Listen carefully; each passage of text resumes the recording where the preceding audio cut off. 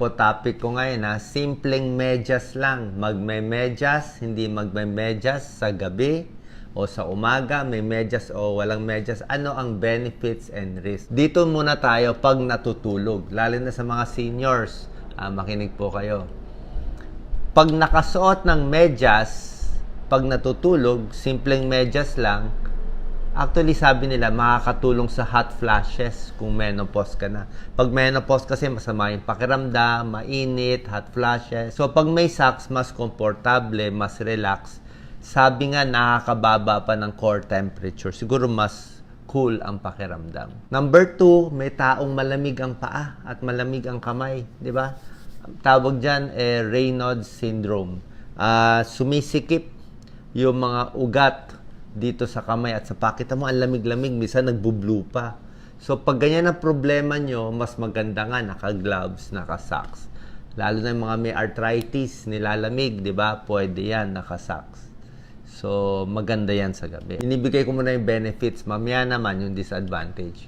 Better sex kung may medyas. Actually, tunay po siya. Hindi siya fake news. May 2005 study.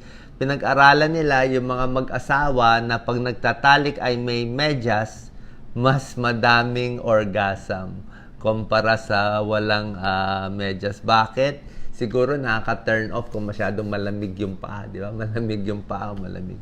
O medyo siguro, hindi nila alam bakit, pero nakaka-contribute daw to better sex.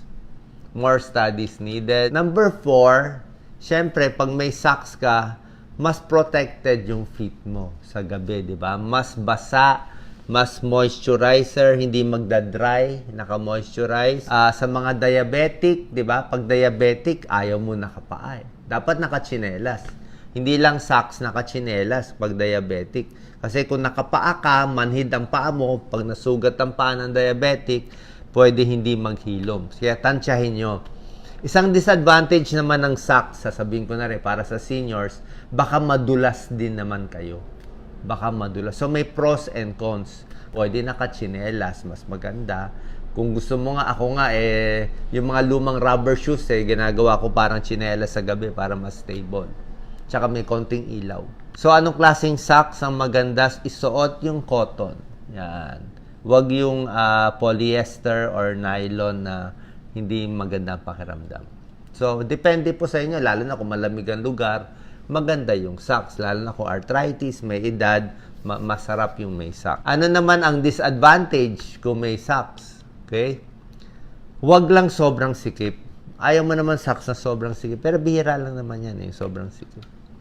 Yung compression stockings na ginagamit ko, usually sa umaga lang yan. Sa mga may varicose, may manas sa umaga na compression socks. Sa gabi, hindi mo na sinusuot yan. Hindi mo na kailangan. Pag may socks lang, tapos mainit ang panahon, mas mapawis. Ayan o, mangangamoy.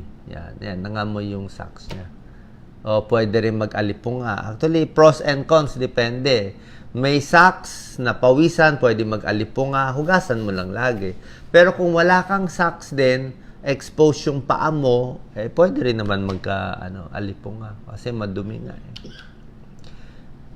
Pag walang, pag no socks, siyempre pwede ka masugat. Diba? Pwede rin masugat, skin infection. Okay. So, pwede ba matulog ng may socks or no socks? Depende po sa inyo. Kung pwede nyo, kung sa mga pakiramdam nyo, may arthritis, nanlalamig, wala naman masama kung magsasak sa gabi. Huwag lang madudulas pag sa senior. Ito naman, sa umaga, ano mas maganda? May medyas o walang medyas? Ano ba uso ngayon? Actually, hindi ito uso. Bibigay ko sa inyo pros and cons. Yung mga nagme-medyas sa umaga, actually pati babae, si Doc Lisa nagme-medyas din yan. Pag nagme-medyas ka, malaking tulong sa sapatos mo. Clean ang shoes mo. Diba? Kung nakapaa ka, ang dumi, babaho yung sapatos mo. So, cleaner ang shoes, ang dumi na pupunta sa socks. Less bad odor, foot odor. Makakatipid ka sa sapatos. Hindi masisira agad. May socks ka kasi. Ang feet mo, mas maganda, mas moisturize, mas makinis. Nakatakip Diba? Nakatakip siya. Okay? Less injury. may socks ka eh. So, hindi gano'ng gagasgas dito sa kanto-kanto. Ako nga, gusto kong socks yung makapal eh. Yung sport socks ang binibili ko. Mas malaki lang konti ang shoes ko, ang rubber shoes ko. Pero sport socks. Less injury, less blister. Yung mga kalyo-kalyo, mas mawawala. Yan. Keep feet warm. Lalo na kung mainit na panahon. At syempre sa mga babae, mas maputi ang paa mo. Diba? Pag naglalakad ka, naka-tsinela sa araw, maarawan, makita mo, nangingitim yung paa. So, hindi rin. So, magdaming advantage pag naka-socks. Okay? Tingnan naman natin yung kabilang banda. Ano naman reason, advantage ng no socks? Yung mga ayaw mag-socks. Yun na nga. Pag no socks, hindi gano'ng papawisan. Open air, mahangin. Let your feet breathe. Pwede naman eh. Di hanginan mo yung paa mo. Pag mainit ang panahon, siyempre, kailangan babaho lang eh. Pero, di manipis na lang yung socks mo. Avoid sleeping. May mga tao kasi gusto talaga nakapaa. Actually, mas healthy naman dapat yung nakapaa. Kaya lang, ngayon kasi mamaya mabubog, masugat tayo. More foot movement, may tulong din naman. So, siguro, nasa sa inyo naman.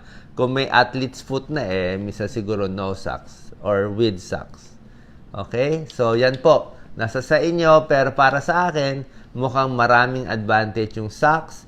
Maglalaba lang more o minsan pag yung umaga, mabaho na yung sa paa, mabaho na yung medyas, di magpalit na lang tayo ulit sa gabi para laging presko. Sana nakatulong tong video.